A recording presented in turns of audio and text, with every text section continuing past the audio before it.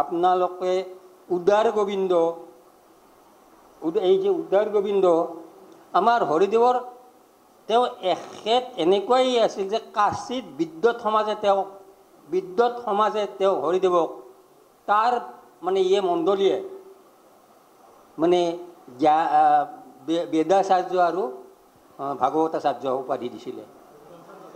হা দৰ্শনাচাৰ্য আৰু ভাগৱতাচাৰ্য বেদাচাৰ্য উপাধি দিছিলে আৰু ভাগৱতাচাৰ্য দিছিলে পুৰীত। আৰু এইখন কিতাপ পঢ়িলে আপোনালোকে দেখিব অলৌকিক কথাৰ চব অলৌকিক কথা আৰু এনেকুৱা অলৌকিক কাহিনী আমাৰ জীৱনত যথেষ্ট গৈছে। মোৰ এই 76 ইয়াৰ্ছত মই সেইবিলাক ভাঙি নকওঁ, আপোনালোকে গম পাব ভগৱানত বিশ্বাস ৰাখিলে। সেয়া যিয়ে নহওক, এতিয়া হৰিদেৱৰ জীৱনত মহাপুৰুষ হৰিদেৱৰ জীৱনত 3জন গোবিন্দই লগ খাইছিলে। একজন আছিল তেওঁৰ শিক্ষক, তেওঁক গোবিন্দ শৰ্মা বুলি কয়।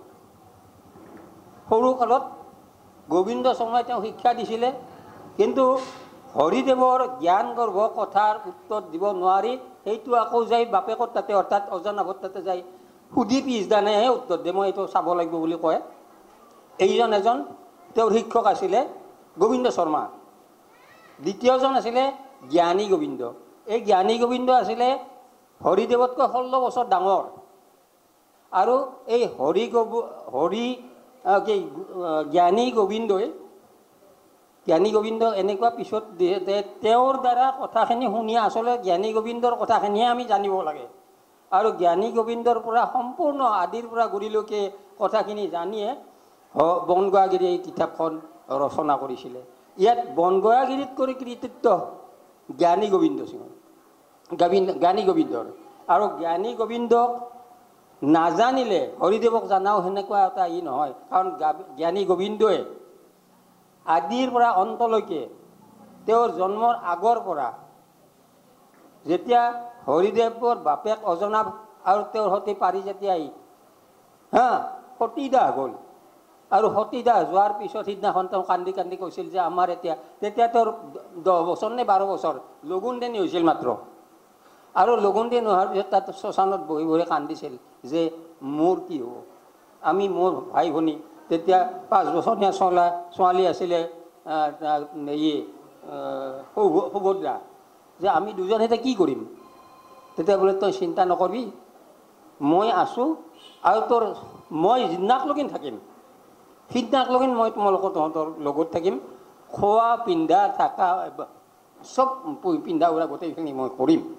আৰু তেনেকৈ তেওঁ গোটেই জীৱন কাল থাকিলে। তেওঁ ৰজাৰ ঘৰত টোপলীয়া ভাতৰ মানে বিৰুদ্ধাচৰণ কৰিছিলে। আৰু বিৰুদ্ধাচৰণ কৰি তাৰ কাৰণে ভীমা হোমা 2টা চৰ পঠাইছিলে তেওঁক হত্যা কৰাৰ কাৰণে বা তেনেকুৱা কাৰণে। তাৰপিছত তেওঁ গ'ল আৰু পলাই যাব লগা হ'ল। পলাই যোৱাত এই জ্ঞানী গোবিন্দই তেওঁক গোটেই জীৱন 140 বছৰ আৰু 140 বছৰ কাশীত তেওঁ ভগৱান কৃষ্ণই কাশী পোৱাৰ আগতে জনাৰ্দন ৰূপী আমাৰ যি কি এইটো মন্দিৰ অশ্বক্লান্ত মন্দিৰত জনাৰ্দনে তেওঁক সন্যাসী ৰূপে আহি শৰণ দিছিলে। এই শৰণ সাংঘাতিক বস্তু, যিহেতু শৰণ নল'লে বুজাটো কঠিন। আমি শৰণ লৈছোঁ জানো। আচ্ছা, সেইটো যে নহওক। তাৰপিছত যোৱাৰ পিছত কাশীত তেওঁ বেদ পঢ়িলে আৰু গীতা ভাগৱত পঢ়িলে আৰু দৰ্শন পঢ়িলে। আৰু তাৰ বিদ্যুৎ সমাজে যে 5 বছৰ সময় তাতে থাকি এইবিলাক ব্যাখ্যা কৰাৰ পিছত তাৰপিছত তেওঁক মানে বেদাচাৰ্য আৰু দৰ্শনাচাৰ্য আৰু বেদাচাৰ্য এই 2টা উপাধি তেওঁলোকক দিছিলে। আৰু আহি যেতিয়া পুৰীত কৈছিলে যে তুমি সপোন দেখুৱাইছিলে যে ভগৱানে যে তুমি ইয়াৰ মানুহবিলাকক ভাগৱতৰ জ্ঞান দিব লাগিব, অৰিজিনেল যিখন ভাগৱত। আৰু তেতিয়া সংস্কৃত ভাগৱত খুব এটা পোৱা নগৈছিল। আৰু তাত থকা এখন ভাগৱত সপোনত দেখুৱাইছিল। তেওঁ সেইখন পঢ়ি তেওঁ ইমানেই সংস্কৃত বিদগ্ধ পণ্ডিত আছিল। আমাৰ এইখন কিতাপ তেখেতে আনিছে, মোৰ তাতো আছে, শৰণ সিদ্ধান্ত আৰু ভক্তিৰ অন্তৰংগিনী। তাৰ প্ৰত্যেকটো মানে শ্লোকৰ প্ৰত্যেকটো অধ্যায়ৰ তলত তেওঁ সংস্কৃতত তেওঁৰ চিনাকি দিছিল আৰু সেইটো অত্যন্ত গাম্ভীৰ্যতাপূৰ্ণ। যিয়ে নহওক তেওঁ এজন বিদগ্ধ সংস্কৃত পণ্ডিতজ্ঞ আছিল, বিদগ্ধ পণ্ডিত আছিল। আৰু এতিয়া আমি যোৱা 1 বছৰ, আমি তেখেতে কৈছে মাত্ৰ যোৱা 1 বছৰত আমি ইয়াত হৰিদেৱী মানে সমাজখন গঢ়িলোঁ, মানে মৈদাম বৰসজাই মহাপুৰুষ শ্ৰী শ্ৰী হৰিদেৱী সমাজ। কিন্তু এতিয়া আৰু কিছুদিনৰ ভিতৰত আমাক অনুৰোধ কৰিছে বহুতে যে ডাঙৰীয়া আপোনালোকে হৰিদেৱী সমাজখন আপোনালোকৰ মৈদাম বৰসজাত সীমাবদ্ধ নকৰি নাৰাখিব, আমিও আপোনালোকৰ তাতে মানে জইন কৰিব বা আপোনালোকৰ তাতে লগ হ'ব বিচাৰোঁ। গতিকে অন্ততঃ বৃহত্তৰ গুৱাহাটী, প্ৰথম পৰ্যায়ত বৃহত্তৰ গুৱাহাটী হৰিদেৱী সমাজ কৰোঁ বোলে আপোনালোকে আহাত আপত্তি নাই। আমিতো মানে উপদেষ্টা গোটেই অসমৰ পৰা লওঁ, গতিকে আপোনালোকে আহিব পাৰে। আৰু আমাৰ কাৰ্য, আমাৰ যিটো সংবিধান হৈ আছে, আৰু 1 বছৰত যোৱা 1 বছৰত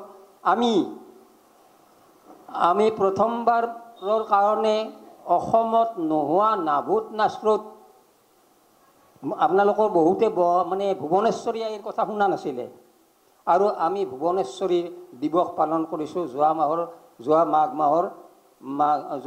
মাহৰ অমাৱস্যা তিথিৰ দিনা। আৰু তাত সাংবাদিকবিলাকে আমাক প্ৰশংসা কৰিছিল, যিটো অসমৰ কাৰণে তথা ভাৰতৰ কাৰণে এগৰাকী নাৰীয়ে সেই সময়তে সত্ৰাধিকাৰীৰ পদ লৈ নানান ধৰণৰ কলা, কৃষ্টি, সাংস্কৃতিক, সংস্কৃত ইত্যাদিত তেওঁ পাৰদৰ্শিতা দেখুৱাইছিল, যিটো সময়ত আজিও কিছু কিছু ক্ষেত্ৰত মহিলা সমাজে মানে মন্দিৰ বা মছজিদ ইত্যাদিত মন্দিৰত বা তেনেকুৱা নামঘৰ ইত্যাদি যোৱাৰ কাৰণে কিছু বাধা নিষেধ থাকে, কিন্তু হৰিদেৱে সেই বাধা পাৰ কৰি অলপ তেওঁ বিভেদতাখিনি নাশ কৰিছিল। আৰু আমি এতিয়া আমাৰ কৰ্তব্য আগত ৰাখিছোঁ। হৰিদেৱৰ এখন কিতাপ হৰিদেৱ চৰ্চা বুলি, প্ৰথম আমাৰ ৰাধা বৰা, আপোনালোকে নাম শুনিছে, ৰাধা বৰাই যথেষ্ট হৰিদেৱৰ কাৰণে কাম কৰিছিলে। আৰু তেওঁৰ প্ৰকাণ্ড ডাঙৰ কিতাপ এখন আছে। সেইবিলাক কিতাপ মানুহে 1500 টকা 2000 টকা দি কিনি পেলাই চোৱাৰ ধৈৰ্যও নাথাকে আৰু নাথাকে। সেই কিতাপখনকে আমি সৰু সৰু কৰি, যেনেকৈ উদাৰ গোবিন্দ তাৰ পৰাই আনিছোঁ আমি এইখন বনগাঁওগিৰি, তাৰ পৰা আনি পেলাই এইখন অসমীয়া কৰিলোঁ আৰু আজিৰ ইয়াত কৰিলোঁ। ঠিক তেনেকৈ সৰু সৰুৱা কৰি পেলাই আমি ৰাইজৰ মাজত বিলাই দিয়াৰ প্ৰচেষ্টা কৰিম। ৰাইজৰ আশীৰ্বাদ, সহায় সহযোগিতা বিচাৰি, আৰু আমি ভগৱানৰ আশীৰ্বাদত, গুৰুজনাৰ আশীৰ্বাদত আমি সেইটো কৰিম বুলি আমাৰ দৃঢ় বিশ্বাস আছে বা জন্মিছে। কাৰণ আমি যিখিনি কাম যোৱা বছৰত কৰিছোঁ, এইখিনি আপোনালোকৰ শুভ ইচ্ছা থকাৰ কাৰণে কৰিব পাৰিছোঁ। আৰু আপোনালোকক এইটোও জনাবলৈ যে এই মন্দিৰটো কিছুদিন পিছত আমি ভাঙি পেলাম, এইটো দুমহলীয়া বিল্ডিং কৰিম বুলি ভাবিছোঁ। ইতিমধ্যে কৰিলোহেঁতেন, কিন্তু আমাৰ যিখন কনষ্ট্ৰাকশ্যন কমিটি আছে তাৰে সভাপতি আমাৰ দুৰ্গা মন্দিৰৰ পূজাৰ মানে লগত জড়িত হৈ পেলাই সম্পাদক হৈছে, গতিকে আমি সেইটো কথা প্ৰতিবাদ দি পৰৱৰ্তী কামত আমি আগবাঢ়িম। এতিয়া আমি পৰৱৰ্তী এইখনৰ ভক্তিৰস তৰংগিনী, এই ভক্তিৰস তৰংগিনীখন গদ্য ভাষাত মই যেনেকৈ লিখি উলিয়ালোঁ, তেনেকুৱাকৈ সংস্কৃতৰ পৰা গদ্যত অসমীয়া অৰ্বাচীন ভাষাত, আজিৰ ভাষাত, আধুনিক ভাষাত সকলোৱে বুজিব পৰাকৈ মই লিখি উলিওৱাৰ মই লিখি আছোঁ তাৰমানে। আৰু সেইটো আমি এটা টাৰ্গেট লৈছোঁ। লগতে এইখিনিও কওঁ, এইখন কিতাপ মই কাৰোবাৰ লগত আলোচনা, এই দুখন কিতাপ হিন্দী আৰু ইংৰাজীত অনুবাদ কৰাৰ, হিন্দী আৰু ইংৰাজীত অনুবাদ কৰি আমি কৰাৰ কাৰণে লৈছোঁ। কিন্তু তাৰ কাৰণে অৰ্থ লাগিব, আৰু অৰ্থৰ কাৰণে আমি যোগাযোগ কৰিছোঁ। ইতিমধ্যে আমাক মানে এটা দিছে।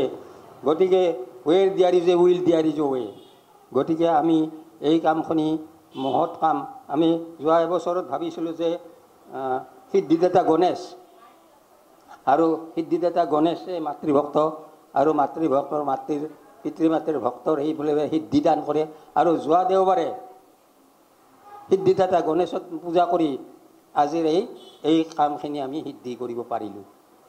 তাৰ কাৰণে ভগৱান গণেশ বা ভগৱান শিৱ বা পৰম ব্ৰহ্ম পৰম পিতাক আমি তেওঁৰ ওচৰত নতশিৰে নতজনা হৈ প্ৰাৰ্থনা কৰিছোঁ। আৰু ভৱিষ্যতেও এনেদৰে আপোনালোকক আমি মিটিং পাতিং মানে মাতিলে বা তেনেকুৱা ধৰণৰ হ'লে আপোনালোকৰ সহায় সহযোগ সহায় যিয়ে নহওক উপদেশ আদি সহায় সহযোগো লাগিব, উপদেশে পাই থাকিম বুলি আমি ভাবিছোঁ। আৰু ভৱিষ্যতে যিহেতুকে আমি আমাৰ টাৰ্গেট লৈছিলোঁ আজি 12টা বজাৰ, আৰু কিছুমান মানুহ কৈছিলোঁ যোৱা কিছুদিন ধৰি পেলাই আমাৰ ইয়াত দেওবাৰে 7টা বজাত ভাগৱত গীতা, ইতিমধ্যে ভাগৱত চৰ্চা ইয়াতে বহুদিন হৈ গৈছে, 4 বছৰ 5 বছৰ 6 বছৰ ইত্যাদি হৈছে। কিছুমানে আৰু কৈছে গীতাৰ অলপ আমি কৈছোঁ, যিখন শাস্ত্ৰটো উত্তম শ্ৰেষ্ঠত্তম বুলি কওঁ, শাস্ত্ৰটো উত্তম বুলি নকওঁ, শাস্ত্ৰৰ শ্ৰেষ্ঠত্তম ভগৱান গীতা শ্ৰীকৃষ্ণৰ মুখনিৰ্জিত মুখনিসৃত বাণী, সেইখিনি সম্পৰ্কত সন্ধিয়া 7 বজাত ইয়াত আলোচনা কৰা হয়। কিন্তু আজি এটা বিশেষ কাৰণবশতঃ এইটোৰ কাৰণে আজি যোৱা ৰাতি সাৰা ৰাতি মোৰ টোপনি অহা নাই, এইটো কেনেকৈ পাৰ হ'ব। ভগৱানক অশেষ ধন্যবাদ। কোনোবাই কৈছে মানুহ ইয়াত নহ'ব, কাৰণ যি ৰ'দ দিছে প্ৰখৰ পুৰি মাৰা, আৰু কোনোবাই কৈছে বৰষুণ দিলেও তা নহয় হ'ল। মই কৈছোঁ বৰষুণো যাতে নেদে ভগৱানে, আৰু ৰ'দো যাতে নেদে। আৰু সঁচাকৈ আচৰিত মই আজি ৰ'দো দিয়া নাই, বৰষুণো দিয়া নাই। আৰু আজি আমি বিচৰাতকৈ বহুখিনি মানুহ হৈছে, ইতিমধ্যে গৈছে, তেওঁলোকৰ অসুবিধা কাৰণে কিছু মানুহ গৈছে। গতিকে আমি এইখিনিকে কৈ আপোনালোকক ধন্যবাদ।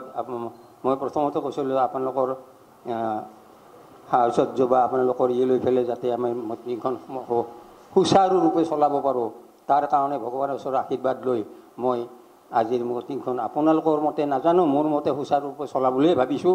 আৰু আজি মই এই মিটিংখন সুচাৰুৰূপে চলাই আপোনালোকৰ মানে যিটো সহযোগিতা, এই সহযোগিতাত চলাই মই নিজকে ধন্য কৰিছোঁ।